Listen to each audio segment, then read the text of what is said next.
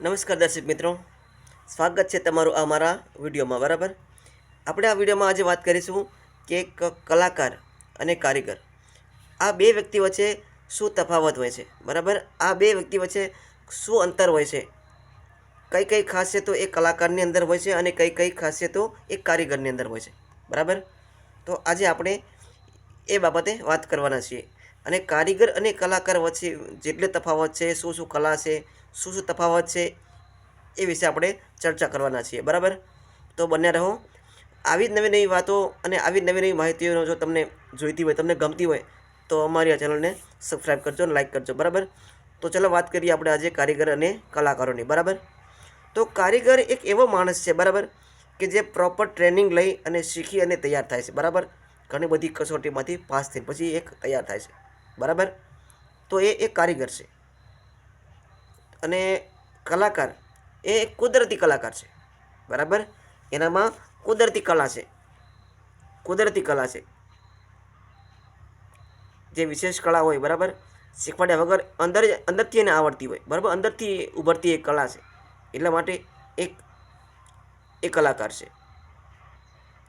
તો દાખલા તરીકે આપણે કહીએ કે ભાઈ કોઈ એક કલાકાર છે, તો એ ભજન ગાય છે કે કોઈ પણ સોંગ ગાય છે. બરાબર, તો એ સોંગ ગાય છે એવું નહીં, એ સોંગ જાતે બનાવે છે. તો જો આવો જે કલાકાર છે એ એક વિશેષ કલાકાર કહેવાય. બરાબર, આ કલાકાર છે. આપણે નોર્મલી કલાકાર અને કારીગરની વાત કરવામાં આવે ને, તો આપણે એવું વિચારીએ કે મોટે ભાગે માણસો એવું વિચારતા હોય કે ભાઈ આ ગીત ગાય છે, ભજન ગાય છે એટલે એ કલાકાર છે. કેમ કે એ કળા છે. બરાબર, તો કળા તો એ ઘણી બધી એવી છે. બરાબર, કળા તો છે જ. બરાબર, ઘણા બધા લોકોમાં હોય જ છે, ના હોય બને નહીં. છતાંય પણ જે કુદરતી રીતે કળા જે મળેલી છે, બરાબર, જે માણસમાં વિશેષ રૂપે કુદરતી કળા મળેલી છે, આને આપણે કલાકાર કહીએ. બરાબર, અને કારીગર એ શીખી અને તૈયાર થાય ટ્રેનિંગથી. બરાબર, તો આ તફાવત છે. જેને ટ્રેનિંગ આપી એને શીખવાડે, બરાબર, ટ્રેનિંગ આપી એને શીખે છે અને ઘણી બધી કસોટીઓ આપી પછી એ પાસ થાય છે, એ આ કારીગર છે. અને કલાકાર કુદરતી, એમાં એક બક્ષિસ છે કુદરતી, કે જે અંદરથી એના દિમાગથી, એના અંદરથી, હૃદયથી નીકળે છે. આ વસ્તુ છે. જેમ કે કોઈ ગઝલકાર છે, દુનિયામાં ક્યાંય પણ ગઝલ ના હોય એવી ગઝલ પોતે જાતે બનાવે, જાતે લખે છે. તો આ એક કળા છે. બીજું કે એક માણસ એવો છે કે જે વસ્તુ એવી બનાવે છે, બરાબર, કે દુનિયામાં ક્યાંય જ નથી, એ માત્ર એના જ દિમાગમાં છે એવી વસ્તુ એ બનાવે છે. બરાબર, તો એ એક કલાકાર, વિશેષ કલાકાર છે. કેમ કે એ વિશેષ કલા છે કે જે આપણને ક્યાંય જોવા ના મળે એવું એના દિમાગમાંથી એ બનાવે છે. તો આ પણ એક કલાકાર છે. કલાકારનો મતલબ જ કલાકાર છે. એનામાં ઘણી બધી કળાઓ છે. એનો મતલબ જ એ થાય છે કે કલાકાર છે. કલાકાર એટલે એ જ કલાકાર. બરાબર, કે માત્ર ભજન ગાય કે ગીત ગાય કે લોકગીત ગાય એ કલાકાર તો છે જ.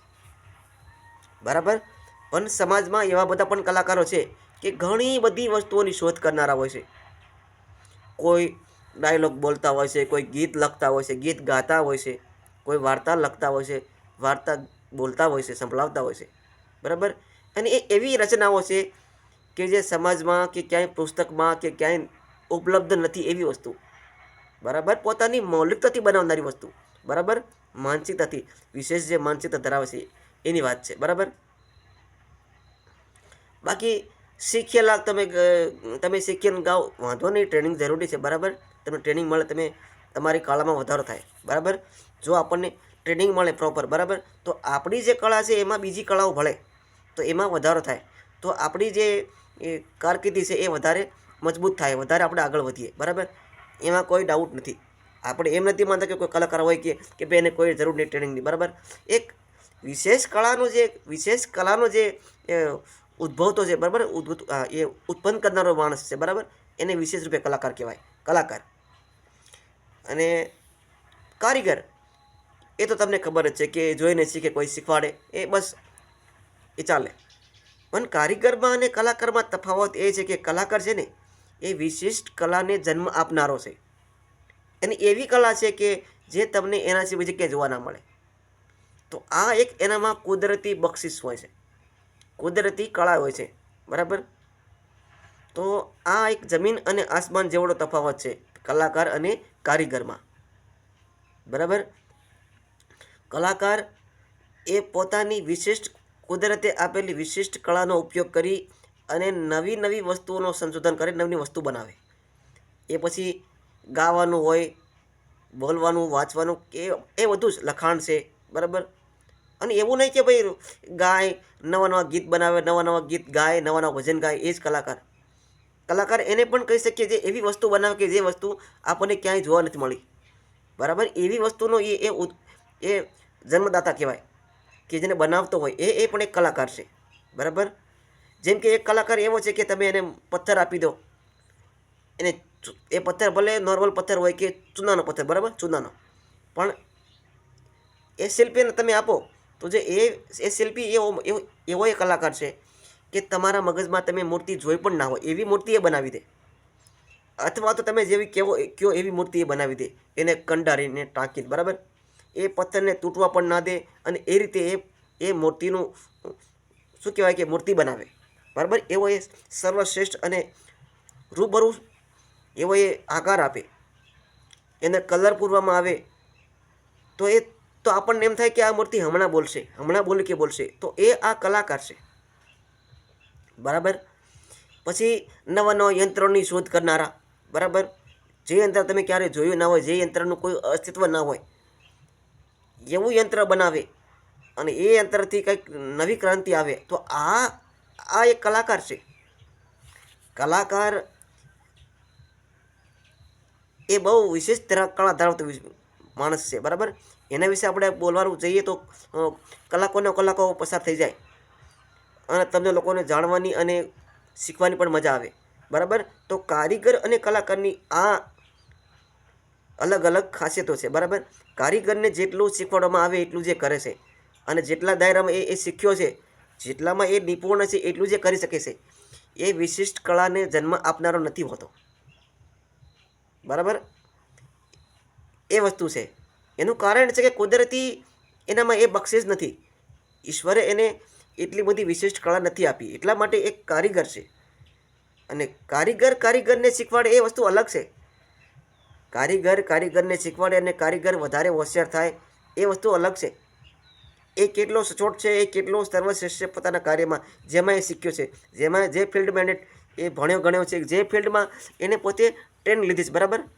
એમાં એ કેટલો સચોટ છે, સર્વશ્રેષ્ઠ છે, એ એના પર નિર્ભર હોય. બરાબર. પણ વિશિષ્ટ કળાને જન્મ આપનારો, વિશેષ વસ્તુને જન્મ બનાવનારો, એ માણસને આપણે કલાકાર કહી શકીએ. બરાબર. એ વસ્તુ છે. કલાકાર એ ઘણી બધી ખાસિયત ધરાવતો માણસ છે. એક નહીં, બે નહીં, અનેક. અને તમને સમાજમાં આવા ઘણા બધા લોકો જોવા મળશે. ક્યાંક તમારા સગા સંબંધી પણ એવા હશે કે જે એવી વાતો કરતા હશે તમે કંઈ સાંભળી જ નહીં હોય. બરાબર. એ હસાવતા હશે.